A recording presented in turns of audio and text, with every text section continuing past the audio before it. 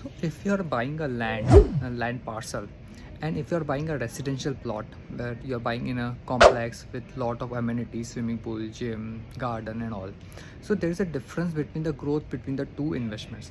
So for example, if in land you are expecting कि आपका वो land grow होगा 8% से 10% से 12% से, बट अगर आप रेसिडेंशियल प्लॉट ले रहे हो तो उसमें क्या होता है, 50% आपका वैल्यू ब्लॉक्ड होता है वो एमिनिटीज़ में, और 50% ही वो एक्चुअली प्रॉपर्टी वैल्यू होती है। और क्या होता है जब आप बिल्डर उसी आपने कोई फ़ेज़ 1 में प्रोजेक्ट लिया हुआ, तो बिल्डर क्या करता है, फ़ेज़ 2 लेके आता है, फ़ेज़ 3 लेके आता है, फ़ेज़ 4 लेके आता है, और लेटेस्ट अमेनिटीज़ आती है कॉम्प्लेक्स की। तो 10 ईयर्स 15 ईयर्स के बाद आप अगर सेल करने जाएंगे तो वो प्राइजें वो फैसिलिटीज़ आपके प्रॉपर्टी में नहीं रहेंगी, तो वो ग्रोथ वहाँ पे नहीं होगा। और क्या होता है, बिल्डर्स 25 के पेमेंट प्लान्स देते हैं, 4 ईयर्स में पे करो। पर जब आप सेकंड हैंड सेल करने जाएंगे तो वो पेमेंट टर्म्स आप नहीं दे सकते, आपको तो अपफ्रंट देना होगा।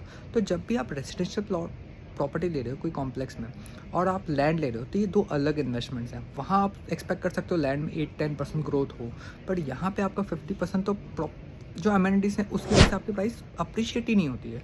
15 ईयर्स के बाद वो अमेनिटीज़ की वैल्यू ज़्यादा नहीं रहती है।